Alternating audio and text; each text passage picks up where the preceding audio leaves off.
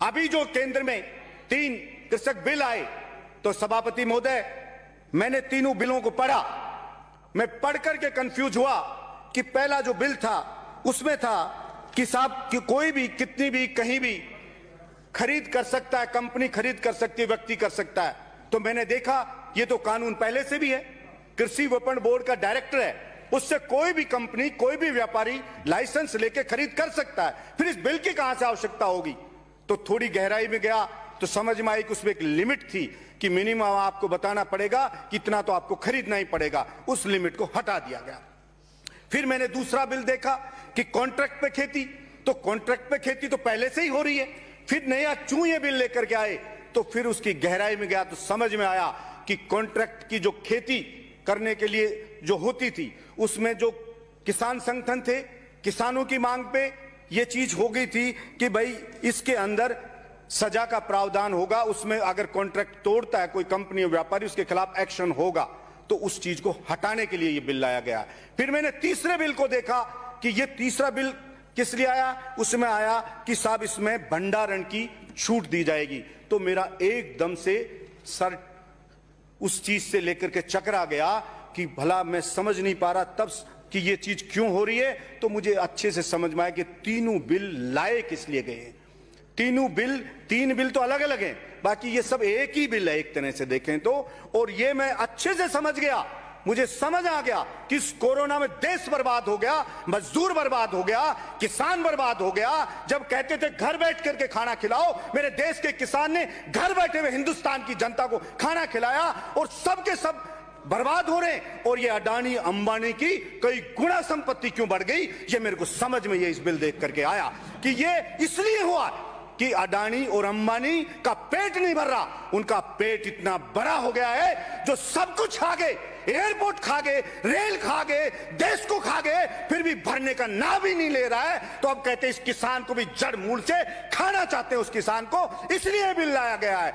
और इस बिल में ला करके होगा क्या सभापति महोदय, जैसे मेरे कई साथियों ने बताया कि जियो आया कि फ्री के अंदर आपको नेट दिया जाएगा, फ्री में आप बात करिए। और जो एयरटेल जैसी दूसरी कंपनियां थी स्थापित, उन सबको भी खा गया और आके पूरे मार्केट पे कब्जा कर लिया, और फिर कह दिया कि अब पैसे देने पड़ेंगे, ताकि लोगों को मजबूर कर दिया। यही होगा कि मंडियों को बर्बाद कर दिया जाए, क्योंकि मंडी में कंपटीशन होता है। मंडी में जब लेके किसान जाता है, वहां पे और भी व्यापारी होते हैं, बोली लगती है, एक व्यापारी बोली लगाता है, दूसरा भी लगाता है, तीसरा भी लगाता है, तो प्रतिस्पर्धा होती है, प्रतिस्पर्धा से उसको ठीक सी रेट मिल जाती है।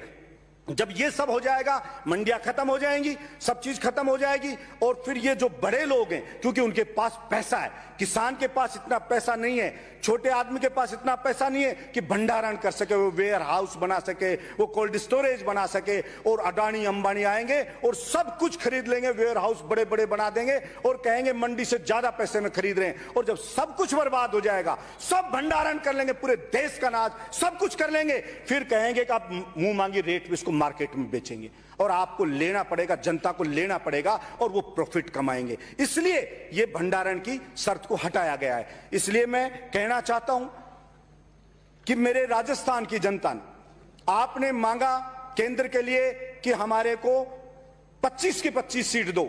मेरे राजस्थान की भोली भाली मेहनतकश जनता ने 25 की 25 सीट जिता करके आपको दे दी। ऐसे ऐसे लोगों को जिता दिया एमपी, जो जीतने के बाद जनता को गांव में जाके जीत कर धन्यवाद तक देने आज तक नहीं आए। गांव के अंदर जनता ढूंढ रही है उनको, लेकिन उनको रिकॉर्ड मतों से जिता के भेज दिया, इस आशा में कि शायद हमारे लिए कुछ होगा। उन्हें बड़े बड़े सपने दिखाए गए थे, लेकिन आज वो जनता ठगा सा महसूस कर रही है। आप लोग ये कहते हैं कोई विरोध नहीं हो रहा है, कोई कुछ नहीं हो रहा है, ये इनोसेंट मेहनतकश मिडिल क्लास परेशान लोग हैं। 2 जून की रोटी कमाने के लिए दिन रात भाग दौड़ कर रहे हैं। छोटे छोटे किसान हैं, 2 बीघा 4 बीघा का, चिंता में बेटे की फीस कैसे भरूं, बिजली का बिल आ गया, बिल कैसे भरूं। वो संघर्ष में जुटा हुआ है कि मेरी इज्जत को कैसे बचा लूं। आप उससे सड़क पे आके कहते हो जंग लड़के बता, अरे भाई आप पावरफुल लोग हो, वो बेचारा आपसे नहीं लड़ सकता, जंग नहीं लड़ सकता, लेकिन इसका मतलब ये नहीं है कि वो आपसे जंग नहीं लड़ सकता तो उसकी गर्दन काट दी जाएगी, नहीं कटने दी जाएगी उसकी गर्दन। और आपको वहम हो सकता है, वहम हुआ था नंदवंश को भी कि कोई ये चाणक्य जो आया है ये मेरे सिंहासन को नहीं हिला सकता, ये चंद्रगुप्त है ये मेरे सिंहासन को नहीं हिला सकता, लेकिन उनको धूल चटा के मिट्टी में मिलाया, इस बात का इतिहास गवाह है। इसलिए किसी भी व्यक्ति को यह अहंकार नहीं होना चाहिए और किसी भी व्यक्ति को कभी शरीफ आदमी को कम करके नहीं आंकना चाहिए, क्योंकि मेरा मानना है कि जिस दिन शरीफ आदमी, मेहनतकश आदमी, ईमानदार आदमी, जिस दिन वो जग गया और जिस दिन उसने ठान लिया लड़ने के लिए, तो फिर ये जो ढोंग ढांग कर करके बनने वाले लोग, उनकी औकात नहीं है कि उनके सामने क्षण भर वो मुकाबला कर लें। इसलिए मैं आपसे निवेदन करता हूं, बाजरा मेरे राजस्थान में, बाजरा सभापति महोदय, पूरे हिंदुस्तान में जितना बाजरा पैदा होता है उसका 41.3% बाजरा राजस्थान स्टेट अकेला पैदा करता है। लेकिन मेरे को बड़ी अफसोस हुआ कि कोई भी यहां विधानसभा में भी इस बात की चर्चा नहीं करता कि जो मुख्य फसल है हमारे राजस्थान की, उसको एमएसपी पर क्यों नहीं खरीदा जा रहा, उसको एमएसपी पर नहीं खरीदा जा रहा है। और अब लोगों ने कहा चिट्ठी नहीं लिखी, वो नहीं लिखी, सिर्फ एक बार 16 में जब खराब हो गया, दबाव पड़ा, तो एक बार बाजरा खरीदा गया। नहीं, पहले भी बाजरा नहीं खरीदा गया। खत्म कर रहा हूं सभापति महोदय, 2 मिनट लूंगा। पहले भी नहीं खरीदा गया। इसलिए कोई कभी इस बात की किसी एमपी को मैंने आवाज उठाते लोकसभा में नहीं देखा कि वहां पे वो कहते कि राजस्थान में बाजरे की फसल है, उसको एमएसपी पे खरीदा जाए।